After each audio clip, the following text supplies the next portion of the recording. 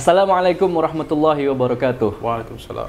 Alhamdulillah, wassalatu wassalamu ala rasulillah Sayyidina Muhammad bin Abdullah wa ala alihi wa sahbihi wa man wala. Jumpa lagi sahabat-sahabat The Inspire di channel kita di The Inspire. Insyaallah kali ini kita punya sosok yang sangat berbeda nih. Seorang sosok yang antum mungkin udah sering lihat nih, malang melintang face beliau, atau beliau ini udah sering kita lihat malang melintang di beberapa interview yang khususnya di TV-TV media nasional gitu ya. Jadi kita sapa dulu sama-sama ya, Habib Ali bin Abu Bakar Al-Attas. Assalamualaikum, Habib. Waalaikumsalam. Khair, gimana kabar? Alhamdulillah. Masya Allah, alhamdulillah. Makin sehat ya, alhamdulillah ya. Masya Allah. Olahraga mulu. Sehat-sehat ya, Alhamdulillah. Jadi kita akhirnya ketemu nih. Iya. Waktu dari kemarin, Masya Iya, Allah. nyusun waktunya juga lumayan, malah ternyata ngikutin Bang Ajis, sosok sibuk. Jadi beliau ini adalah tim kuasa hukum dari FPI. Dan juga sebagai advokat gitu, dari profesi beliau sebagai tim advokat dari Habib Rizik, dan juga sebagai konsultan hukum ya, Dip, ya. Dip, ada satu pertanyaan nih, di FPI itu jadi sekarang posisinya sebagai apa yang baru nih? Front Persaudaraan Islam. Ana di Front Persaudaraan Islam sekarang entah apa gimana ya, mesti bersyukur atau mesti istighfar gitu, dipercayakan menjadi sekretaris umum atau mungkin bahasa lain sekjen. Kan sekretaris jenderal itu kan bahasa asing sebenarnya, istilah bahasa Indonesianya umum gitu. Jadi sekretaris umum di Dewan Pembinaan Pusat Front Persaudaraan Islam. Kita doain mudah-mudahan bisa kuat memegang amanah ini. Barakallahu fikum. Ana mau ngobrol-ngobrol sama antum yang sebelumnya kita lihatnya di TV doang nih. Alhamdulillah sekarang ketemunya di mari nih. Bib, cerita dikit deh profil antum. Antum masih seger banget nih, masih di bawah 30 nih pasti nih. Nah, pas 30 soalnya. Masya Allah gitu. Lahir 91. Antum 91. Jadi pas kesaktian Pancasila 1 Oktober. Wih, mantap, semangat dong tuh. Iya, pokoknya sakti lah. Sakti. Jadi antum di Jakarta lahir? Jakarta. Di mana? Daerah mana? Tamburan. Tamburan. Masya Allah. Anak Tanabang dong. Iya, bukan anak Tanabang, Pancasila Tanabang apa. Masya Allah. Bisa mentil ya? Iya, agak lupa dikit. Jadi tahun 91. Lu pendidikan gimana antum? Pendidikan terakhir S1 ilmu hukum di UIN Syarif Hidayatullah Jakarta. Di situ di Jakarta ya, Ciputat ya. Terus lanjut lagi? Belum, mudah-mudahan bisa lanjut lagi. Insya Allah, bentar lagi. Mudah-mudahan nggak waktu lanjut lagi. Khair. Pernah mondok? Sempet mondok? Enggak, ngaji kalong aja. Ngaji kalong. Kalau Betawi bilang ngaji kalong. Iya, dari benar. kiai ke kiai, dari mualim ke mualim. Ngaji denger orang lu bilang ya? Iya. Ya, ada buka kitab ini, buka kitab itu. Oh, talaki juga. Talaki juga. Ya, tapi udah kemana-mana tuh? Ya sekitar Jakarta aja lah. Sekitar Jakarta. Kemana-mana nggak jauh-jauh. Jadi pengen tahu juga nih, antum boleh cerita karir awal nih. Ini kan tadi kita tahu nih, beliau nih Habib Ali bin Abu Bakar Al-Attas ini, kita tahu kan beliau sebagai tim advokat dari FPI, dari Habib Rizik. Jadi kita pengen tahu sebenarnya jalur ceritanya gimana sih bisa sampai situ. Antum awalnya, karir awalnya sebagai apa? Dari lulus dari UIN itu udah ini fakultasnya udah ambil hukum waktu itu. Udah. Jadi memang jurusannya jurusan hukum, kuliahnya di Fakultas Syariah dan Hukum. Gitu. Jadi memang dari situ kemudian kenal FPI mulai dari kuliah. Gitu. Sebenarnya kenal FPI udah lama dari SMA. Gitu. Dari SMA sudah ngaji sama Habib Rizik. Mulai mengerti tentang FPI itu dari situ mulai. Nah, cuman mulai masuk secara organisasi itu waktu kuliah. Itu lewat waktu itu namanya Front Mahasiswa Islam. Tahun berapa tuh? Tahun sekitar 2010. 2010. Itu baru masuk kemudian jadi anggota di Front Mahasiswa Islam. Itu sayap juangnya tapi di bidang mahasiswa. Ya. Ya, disitulah memang lebih mengembangkan pola gerakan amal ma'ruf nahi mungkar tapi dari sisi intelektualisme. Nah, dari situ terus sampai jurusan karena akhirnya kan kemudian jurusan hukum melihat kebutuhan jadi advokat. Masya Allah. Sebelum jadi advokat sempat berkarir dulu nggak sih sebenarnya atau emang langsung udah lulus kuliah langsung jadi advokat atau Jadi gimana? memang ya Masya Allah lah di FI ini cukup menyita waktu. Ya, jadi memang alhamdulillah saat detik-detik mau lulus kuliah itu kan masih waktu itu kasus kalau tidak salah kasus Ahok. Gitu. Jadi detik-detik mau lulus kuliah tuh mulai karena kan lulus kuliah 2015. Jadi lumayan agak telat tuh.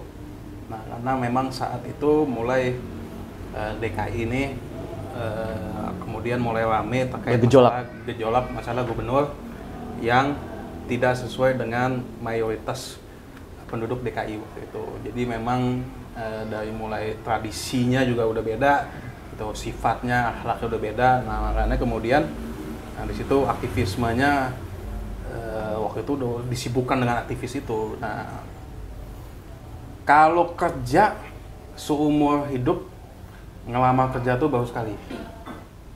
Sebagai waktu itu coba ada kawan itu ada kerja jadi saya punya kawan di SMA itu ada kerja di satu perusahaan.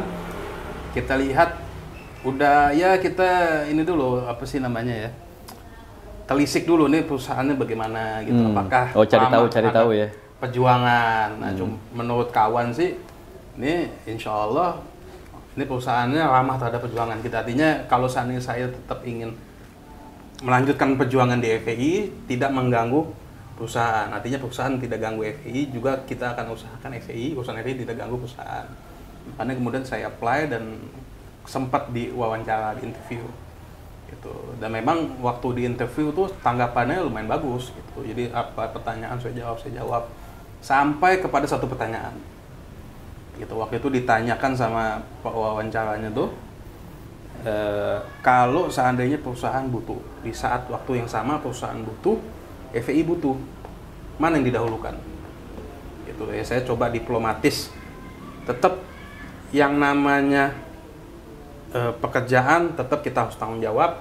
Jadi pekerjaan kita selesaikan baru kemudian FPI kita aktivis kita perjuangan kita lanjutkan di FPI.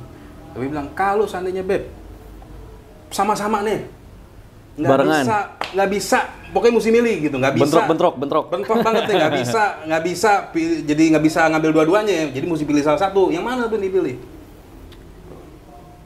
Nah itu sempat kepikiran tuh, iya juga ya bakal ada momen itu ya, gitu, iya juga ya itu. Akhirnya sempat memang agak lama mikir, kontemplasi itu lumayan lama. Akhirnya kita jawab waktu itu, kalau perusahaan yang manggil itu kan dasarnya kebutuhan perusahaan gitu. Sedangkan kalau FPI waktu itu yang manggil, Front Pembela Islam waktu itu yang manggil, hakikatnya bukan Front Pembela Islam yang punya kebutuhan, tapi itu Allah yang manggil kita gitu. Jadi mana kira-kira yang Anda akan pilih sebagai hamba Allah? Oh ya cukup di situ. Tapi ala kulihal nggak dapet. Akhirnya nggak dapet. Qadar Allah ya. Iya qadar Allah. Tapi qadar Allah kemudian ada ya nggak lama dari situ ditawarin sama Bang Ajis pendidikan advokat. Gitu, ada wasilahnya Bang Ajis kenal satu orang namanya Allahyarham Agus Oto. Gitu, ini luar biasa aktivis. Dia itu punya satu lembaga pendidikan yang salah satunya itu bikin PKPA, pendidikan khusus profesi advokat. Gitu. Nah itu ngasih beasiswa. Kalau bayar tuh lumayan lah. Kalau kocek mahasiswa tuh 6 juta. Oh ngeri. Oh, iya, lumayan tuh. Gitu. Alhamdulillah kasih gratis. Gitu. Ya kita bilang wah wasilah nih. Allah dengar Anda punya omongan mungkin langsung dibalas kali. Gitu. Jadi buat yang belum tahu Bang Aziz adalah mungkin sering lihat ya, Aziz Januar salah satu tim advokat dari FPI ya, khususnya untuk di Habib Rizik. Lanjut tuh. Iya, jadi intinya begitu. Jadi alhamdulillah dapat wasilah pendidikan advokat. Ya kan kalau pendidikan aja nggak masalah. Cuman memang ini menariknya, Ana di keluarga itu didoktrin dari kecil. Gitu. Yang namanya profesi apa kalau seandainya gede mau jadi apa cita-citanya terserah, asal jangan 4 profesi. 1 jadi hakim, 2 jadi jaksa, 3 polisi sama pengacara. Gitu. Dari kecil didokterin, kayaknya sampai semua jamaah tuh begitu semua doktrinnya. Gitu. Mau dagang silakan dagang, mau jadi PNS silakan, mau jadi ini silakan, asal jangan 4 itu, penegak hukum. Background keluarga apa dulu? Sebenarnya kebanyakan kalau keluarga kakek itu banyak abdi negara gitu, karena kakek dulu sempat jadi sekretaris Adam Malik, terus juga ada beberapa saudara kakek itu jadi staf di kedutaan dan seterusnya. Jadi memang dunia diplomat itu luar biasa, apalagi nama Ali Alatas lagi kan. Waktu itu memang cita-cita sempat jadi diplomat. Oh, Masya Allah. Gitu. Makanya emang udah terahnya nih ya? Ada itunya gitu. Nah, cuman ya sempat waktu itu kan kita jurusan hukum karena kekhawatiran orang tua waktu itu jangan sampai jadi penegak hukum ya kita tenangin. Oh, boleh dihukum tapi di luar dari yang 4 tadi itu ya. Banyak tuh, bisa jadi legal corporate, bisa jadi diplomat gitu ya. Diplomat, bisa jadi macam-macam manfaatnya. Dosen gitu ya dan termasuk jadi dosen apa. Tapi kemudian perjalanan hidup ternyata mengarahkan gitu, jadi advokat ya, apalagi kemudian dapat wasilah beasiswa gratis yang pendidikan advokat. Ya waktu pendidikan sih kita ini aja ikut aja karena gratis, jadi nggak perlu pakai izin orang tua. Nah waktu mulai ujian, gitu, nah kita izin sama orang tua, karena kalau udah ujian kan artinya kan apa sih namanya ya, udah benar mau serius nih, mau jadi advokatnya.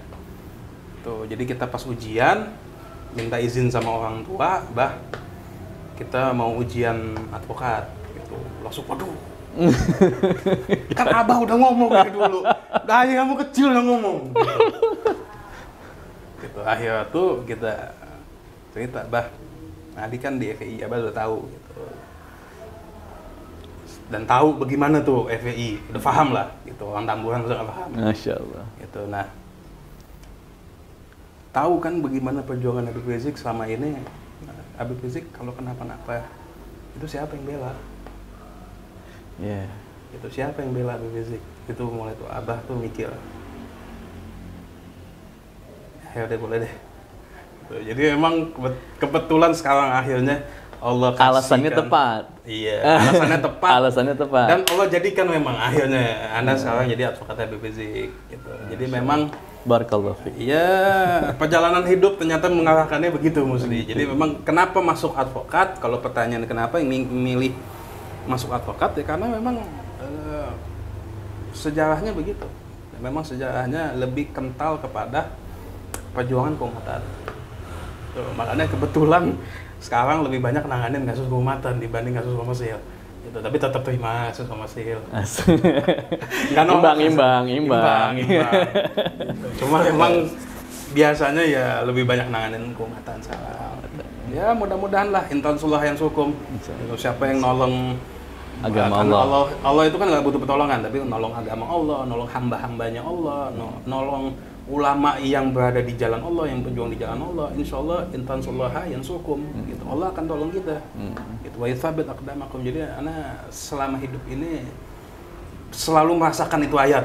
Masya Allah. Gitu. Jadi lebih banyak selama ini kita nggak banyak itu, tapi alhamdulillah selalu dicukupkan. Min haitsu la yahtasib. Min haitsu la yahtasib. Masya Allah. Nih buat sahabat-sahabat yang lagi kuliah. Boleh jadi inspirasi nih beliau nih. Masya Allah, ajib. Jadi cerita gabung nih ke FPI. Mundur sedikit nih, cerita gabung. Itu gimana ceritanya tuh? Awal emang dari yang tadi antum cerita dari kan mulai masuk front mahasiswa nih. Terus ke keanggotaannya kan berarti kan bukan cuma sekedar di yang ini kan buat kaderisasi kan. Iya. Yang tadi antum bilang saya perjuangan itu untuk belajarnya lah ya, belajar organisasi dan sebagainya. Terus kemudian mulai step in di organisasi dan kemudian Habib Rizik atau IB udah mulai lihat gitu ya. Terus itu gimana cerita itu? Sebenarnya sih Habib Rizik itu kalau anaknya nggak kenal, tapi keluarga anak kenal. Gitu. Sama abah kenapa? Sama anak punya keluarga gitu. Lebih dekat sebenarnya anak punya Ami, anak punya paman. Gitu.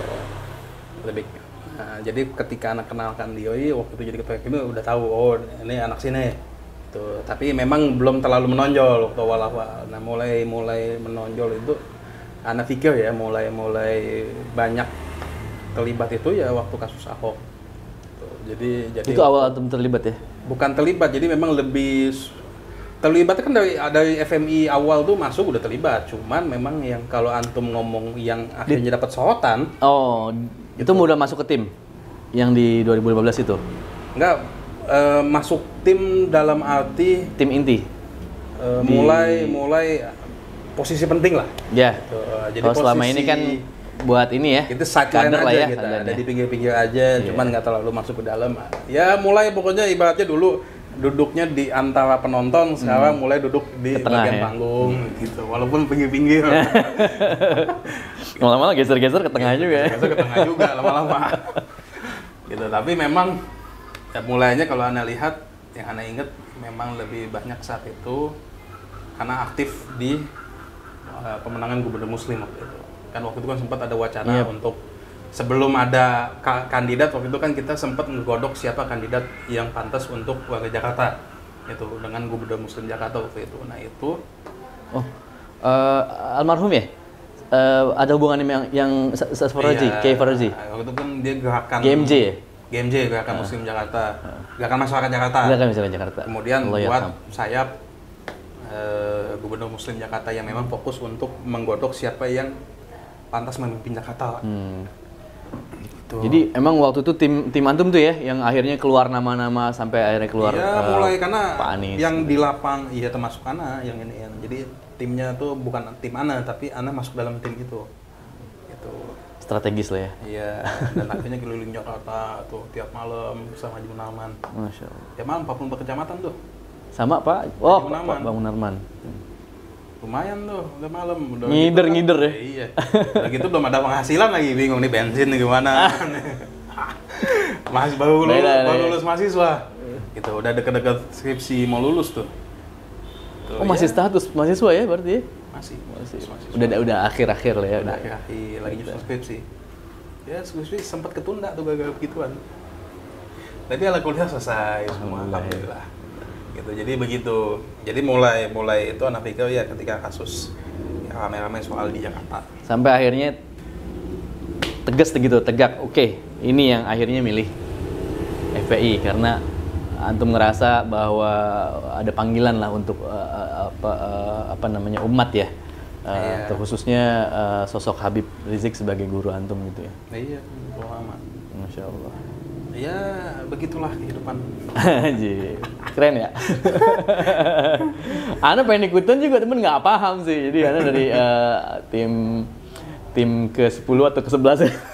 Tapi insya Allah sama-sama semangatnya.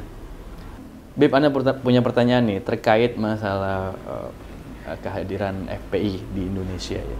Terus kemudian yang selama ini kita tahu bahwa sebenarnya ini adalah perjuangan untuk umat, untuk kebaikan umat. Sebenarnya nggak harus untuk umat Islam aja sebenarnya kalau dipahami kan, bahwa adanya FPI sebenarnya untuk kebaikan seluruh bangsa. Cuma memang ada pihak-pihak yang ya kita boleh bilang tidak sejalan atau mungkin kita boleh bilang tidak suka gitu sama FPI sampai akhirnya memposisikan FPI jadi sosok yang jadi organisasi atau gerakan yang melawan atau berbeda dengan pemerintah. Padahal sebenarnya bukan seperti itu. Anda punya pandangan nggak sih dari sosok dari kacamata seorang advokat atau dari mungkin pandangan antum sebagai generasi muda lah boleh dibilang, kenapa sih sampai FPI dibubarin tuh, pandangan antum gimana kalau boleh tahu?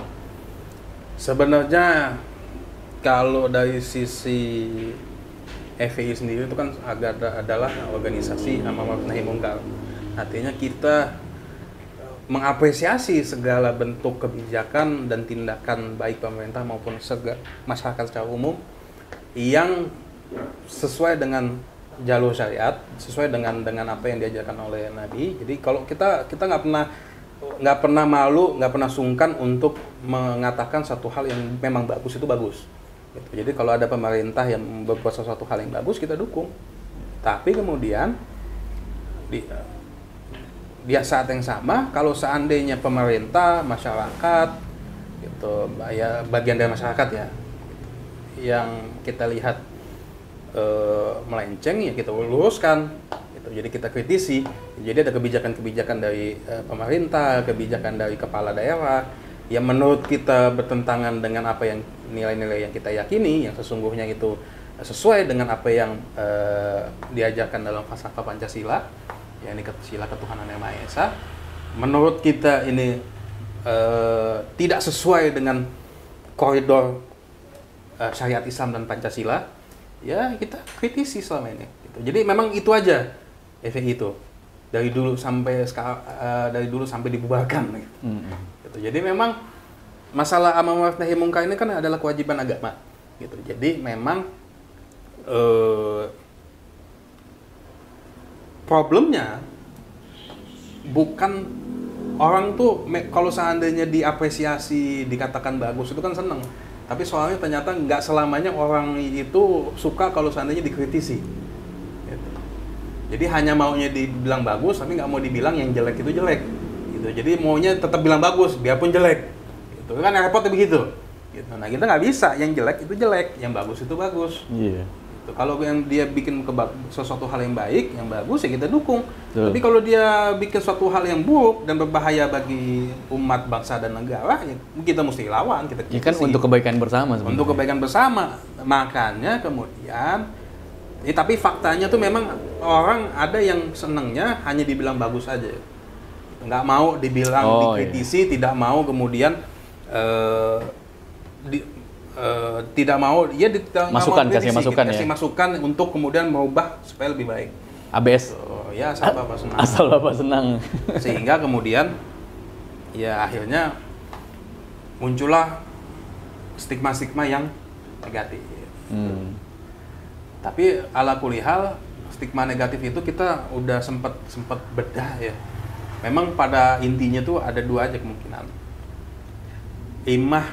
Kadang-kadang memang ada orang tuh yang menstigma kita negatif karena memang salah informasi atau kurang informasi. Atau memang kadang-kadang begini, kita kasih tahu bahwa Islam nih begini. Islam yang saya kenal tuh nggak mengajarkan begitu. Ya ente belajarnya sampai mana? Gitu. So Islam yang saya kenal belajar sampai mana dia Islamnya? Gitu.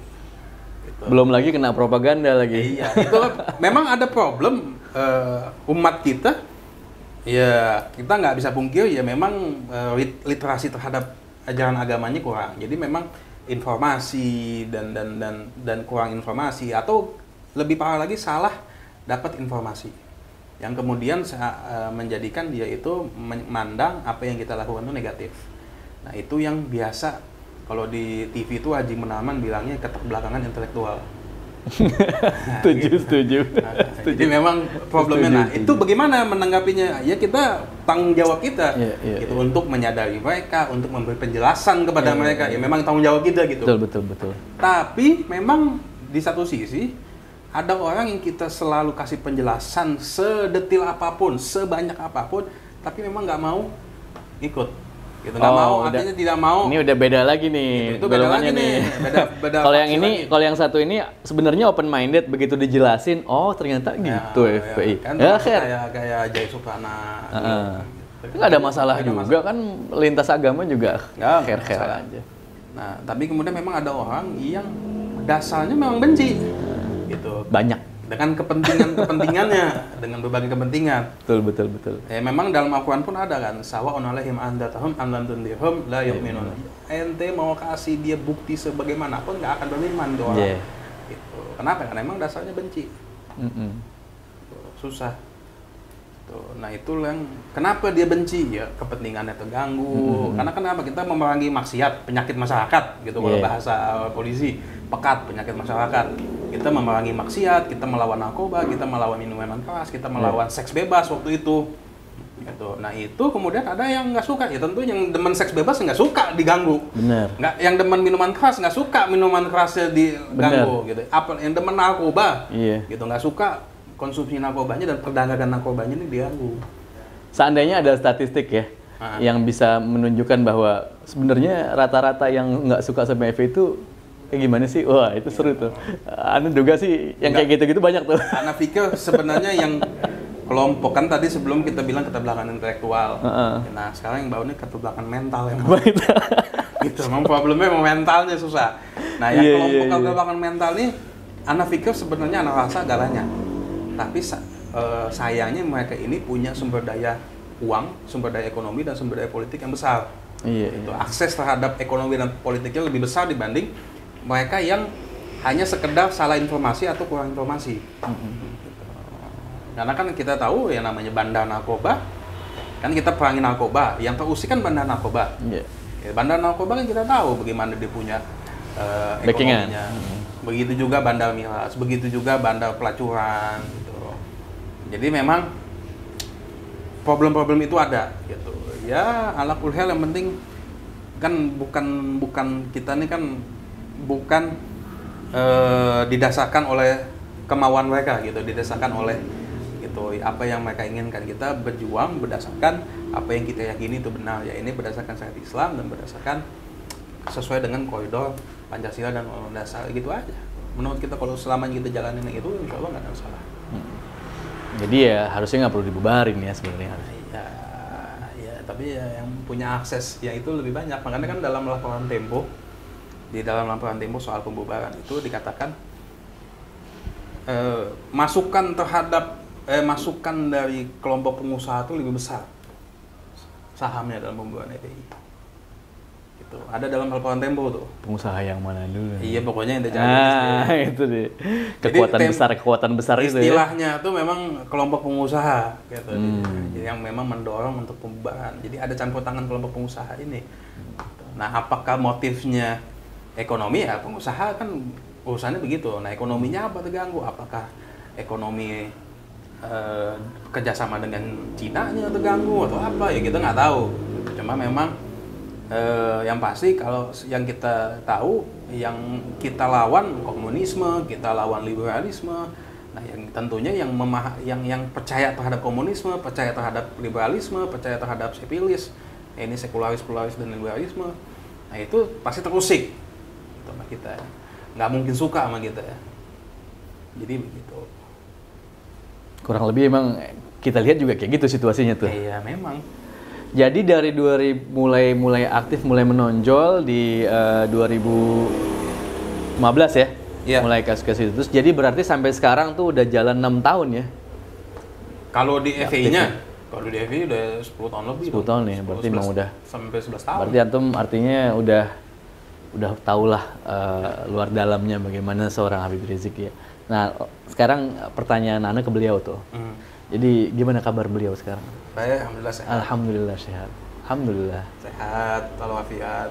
Jadi kalau antum ketemu Habib Rizik tuh menariknya apa? Kayak kesannya tuh kayak kita yang di penjara. Kan orang penjara tuh sedih gitu.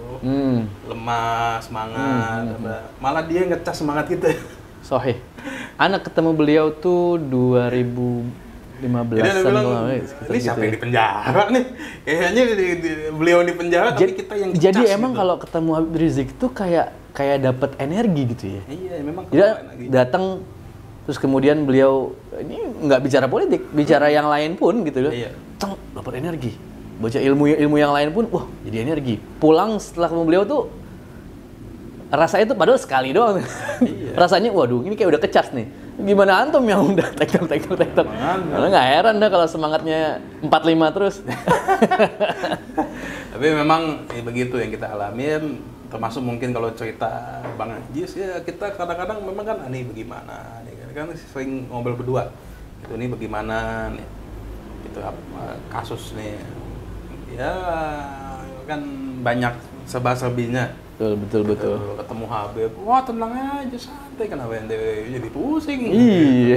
Jadi dia, ternyata, gitu. Kayak ini, malah kita yang pusing, dia nggak pusing. Mentalnya udah di sini posisinya. Ya, memang sesuai deh.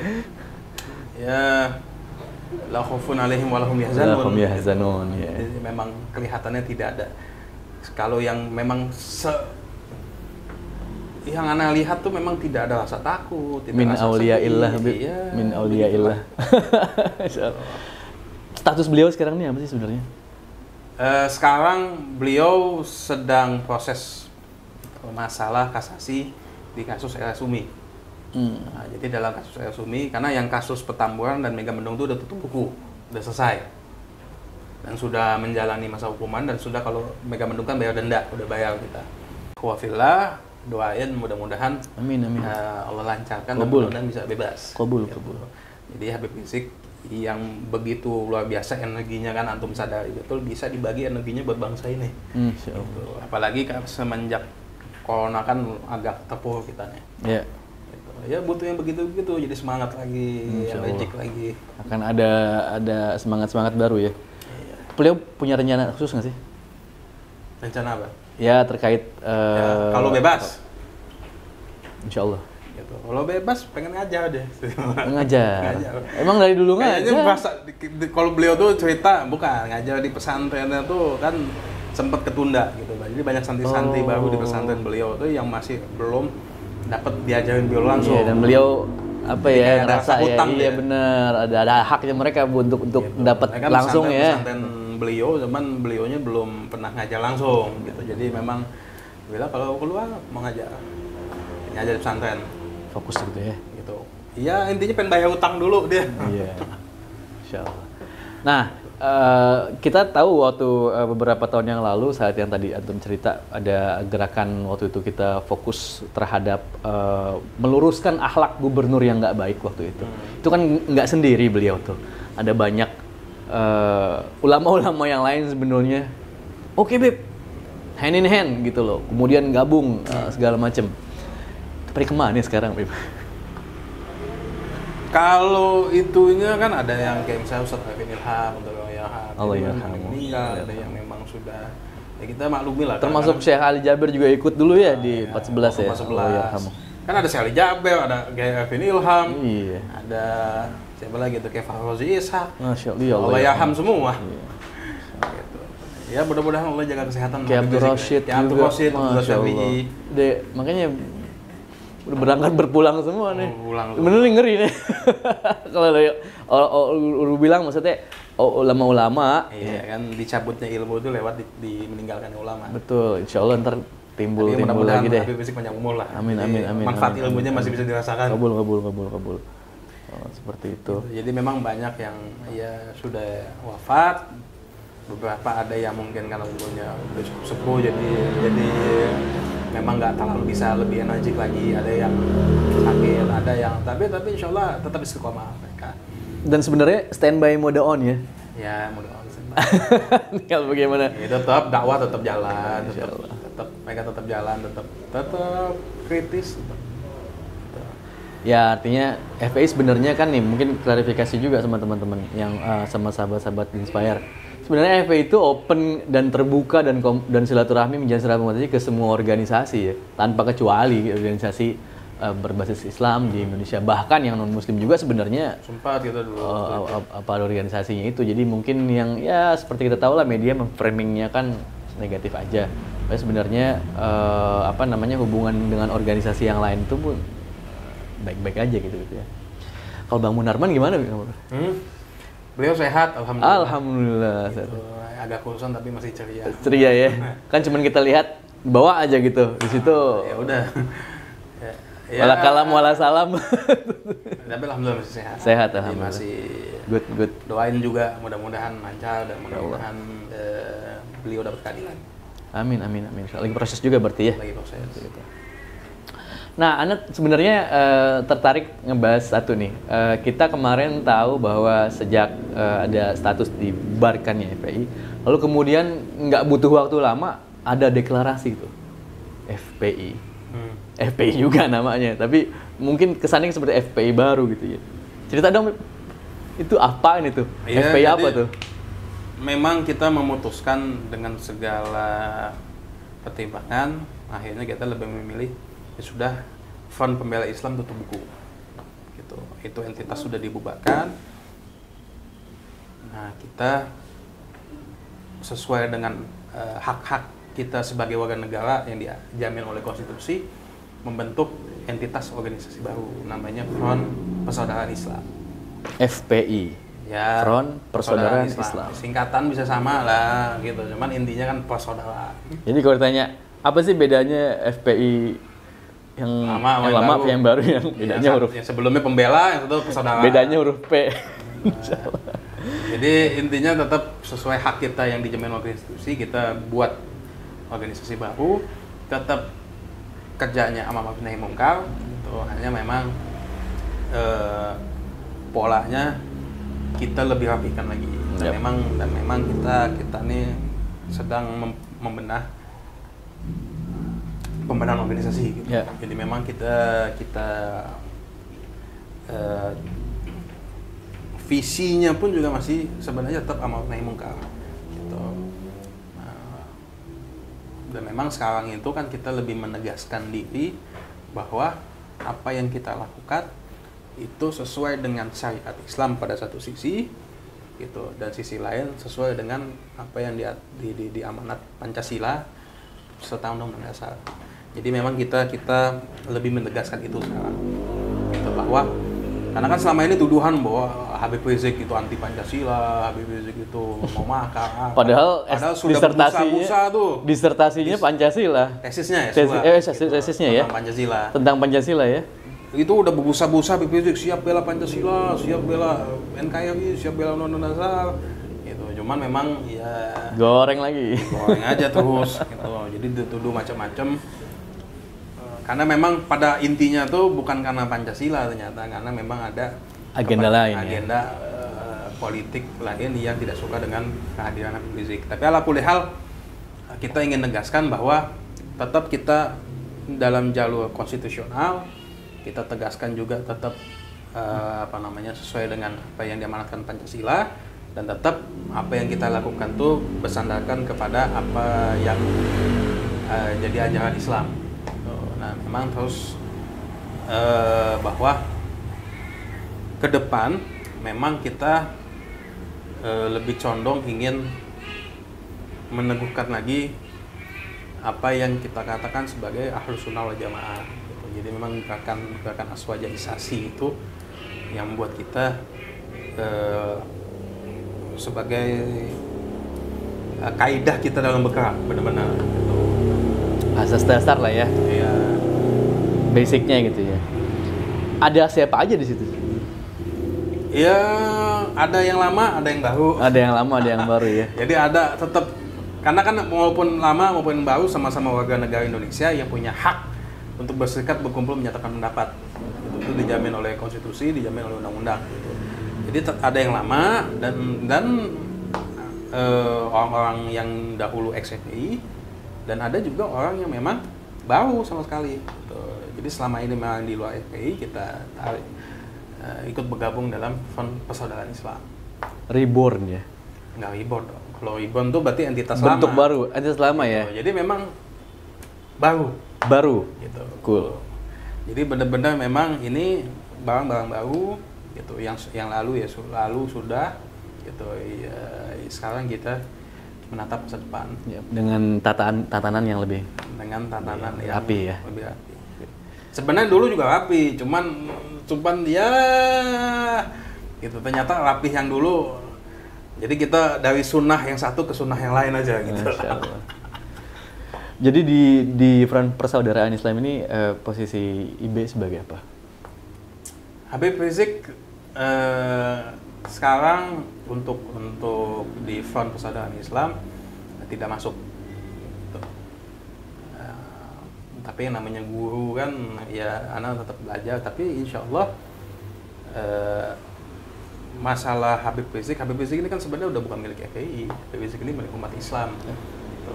Jadi kita merelakan Habib Rizik untuk umat Islam dibanding kemudian dikup untuk FPI. Gitu. Jadi untuk sekarang Habib Rizik tidak masuk dalam struktur di FPI. Langkah terdekatnya, kegiatannya, ada ART-nya udah disusun segala macam tuh? Sudah. Langkah terdekat mau apa nih? Ya, kan sekarang kita lagi lebih banyak konsolidasi, lebih banyak. Dan lagi cool down juga karena PPKM lah ya, segala macam gitu ya? Ya tentunya dengan PPKM kita lihat gitu. Jadi memang kalau dibilang, wah ini kapan demo ya? Belum tentu demo besar-besaran, belum ini. Cuman ya selama nggak ada yang dilanggar sebenarnya. Tadi kan sebagaimana Anda bilang, tetap kita dalam jalur konstitusional, selama kita tidak melanggar hukum, why not? Yeah. Gitu. Jadi memang tetap kita tetap kita mengkritisi, karena kan banyak cara gitu untuk melakukan amar nahi munkar. Tuh, tidak hanya kemudian turun ke jalan, kita bisa audiensi, kita bisa kirim surat, kita bisa Misalkan belum lama ini kan kami ada gugatan di MK tuh tentang undang-undang COVID yang kemudian dibatalkan soal pasal tentang kekebalan hukum, gitu yang dibatalkan MK. Itu kita yang gugat. Gitu. Jadi kita nggak ada yang tahu tuh ya? Iya, imah nggak ada yang tahu atau memang sengaja dia nggak ada yang tahu semua. Tapi memang intinya memang kita lewat jalur-jalur melakukan perlawanan secara hukum, lewat jalur hukum. Gitu. Kita mengkritisi undang-undang COVID, kita gugat di MK, dan alhamdulillah judicial review di MK kemudian dikabulkan setengah. Gitu. Walaupun tidak semua, tapi memang poin penting yang kita kabulkan adalah di Republik ini tidak ada yang kebal hukum. Gitu. Termasuk mereka yang duduk pada tampuk kekuasaan. Jadi harus gitu. Iya dong. Bagus dong. Ntar jadi seenak-enaknya gitu. Iya. Double standar. Orang lain nggak boleh, dia boleh. Ya Allah. Insya Allah deh. Kita doain ya. Amin. Semoga pergerakan ini diberkahi Allah ya.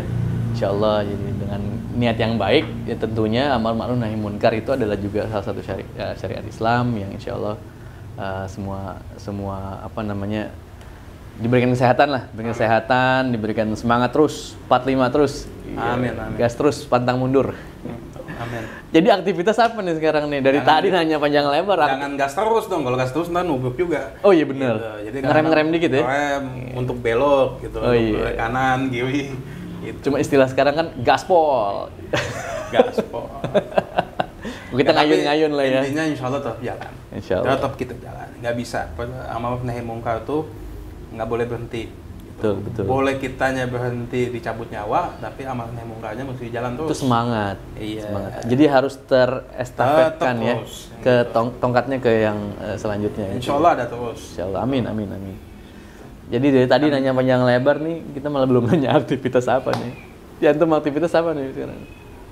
Ya urusan kasus Habib Rizik. Di luar itu punya kegiatan lain gitu, apa macam-macam deh. Ternak lele ya. Ya lebih banyak ini ya baca buku. Masya Allah, baca buku ya. Ngalong masih ngalong ya? Ngalong masih. Taklimnya? Ya, kalau sekarang ada YouTube ada apa, jadi nggak harus bisa di rumah juga ngalongnya. Tapi tetap ngaji tetap. Ya kan mulai sekarang ini udah mulai semangat lagi nih pengajian apa. Anak petamburan, kalau habis maghrib nggak pakai kain bukan anak petamburan namanya. Tadi diragukan petamburannya. Diragukan petamburannya kalau nggak pakai koko sama kain nih. Peci aja nggak lepas ya. Jadi kan karena mau diwawancara jadi peci. Nggak biasanya juga pakai. Gitu ya. Antum punya hobi nggak? Ya hobi. Ini ngomongin serius mulu, kita nanya hobi aja nih. Kalau dulu kan sempet main gitar, tapi sudah enggak. Dulu main gitar. Dulu gitaris. Ngeband. Masya Allah, sempet ngeband. Waktu SMA, cuman udah enggak sekarang. Jadi ya sekarang lebih banyak baca buku. Kadang-kadang ya buku macam-macam lah. Artinya ada yang novel, ada yang apa. Dan memang lebih asik baca buku tuh yang tentang sejarah. Karena kalau sejarah tuh saya bisa habis satu buku tuh, walaupun tebal-tebal. Kalau sejarah tuh lebih memang enak bacanya. Kalau teori itu agak pusing, jadi kadang-kadang aja baca. Wah, hobinya aja berat juga ya. Sesuai badan aja. Beb, gini, sekarang kita tahu nih sebagian besar dari kita punya populasi itu adalah anak muda. Yeah. Anak muda ini saya perhatikan hanya punya satu sumber yang kalau boleh kita bilang mereka hanya berpatokan pertama kali hanya dengan dari Google gitu ya. Jadi apapun yang dia pengen tahu, dia anak muda sekarang itu apa namanya haus dengan informasi, tapi dia bisa dapetin informasi lebih cepat daripada yang lain. Alhasil apa namanya dia melihat sosok-sosok. Makanya salah satu niat juga kita mau ketemu antum biar anak-anak muda nih yang mungkin punya hero atau mungkin jangan-jangan sefrekuensi sama antum bisa lihat nih. Nah, kita minta apa namanya semacam nasihat lah dari antum untuk anak-anak muda Muslim khususnya di Indonesia nih. Fadhil, Beb. Sebagaimana Anda bilang, tuh Anda merasakan betul bagaimana bukan tahadusan binikmah ya. Tahadus Artinya binikmah. bukan kita mengatakan kita yang paling benar, bukan kita yang paling ikhlas, bukan kita yang paling hebat dalam berjuang di jalan Allah, tapi yakinkan diri kalau antum berbuat amal baik, berbuat kebaikan, bahkan merelakan diri hidup di jalan Allah, insya Allah Allah akan jaga kita, Allah akan jamin kita. Wa may yattaqillaha yaj'al lahu makhraja. Kalau kita punya masalah, insya Allah dengan kita punya keyakinan akan berada di jalan Allah, gitu, insya Allah Allah akan kasih solusi. Gitu. Wa yazukhu min haitsu la yahtasib. Baru kemudian kita akan dikasih rezeki yang kita nggak tahu datang dari mana nih barang. Gitu. Dan insya Allah tuh memang selama ini anak wasilahnya berkahnya Habib Rizik ya, berkahnya Habib Rizik, masya Allah, kita ngikut ulama yang soleh di jalan Allah, ngikut ulamanya aja, nggak usah kita di depan gitu, kita ngikut ulama nih di khidmatnya Nunut ulama di khidmat gitu, ya, di khidmat. gitu, megangin sendalnya aja, insya Allah itu ya nggak rugi. Jadi tidak ada kerugian dalam berbuat baik. Setidak-tidaknya di akhirat Allah akan balas, kalau tidak di dunia. Begitu aja kali. Masya Allah. Sahabat-sahabat Inspire, kita udah denger nih tadi nasihat sama cerita panjang lebar dari Habib Ali bin Abu Bakar Al-Attas, Sekum dari Front Persaudaraan Islam, yang insya Allah berikan kesehatan kepada beliau. Amin. Dalam perjuangannya dan diberikan kemudahan segala urusannya. Bib, terima kasih banyak Sama-sama. waktunya dan informasinya segala macam. Insya Allah kita ketemu lagi lain kesempatan. Semoga Allah kasih keberkahan perjuangan antum dan khususnya untuk Habib Rizik. Insya Allah berikan kesehatan terus ya, biar kita dibimbing sebagai umat. Oke, teman-teman, sahabat-sahabat Inspire, terima kasih banyak atas waktunya.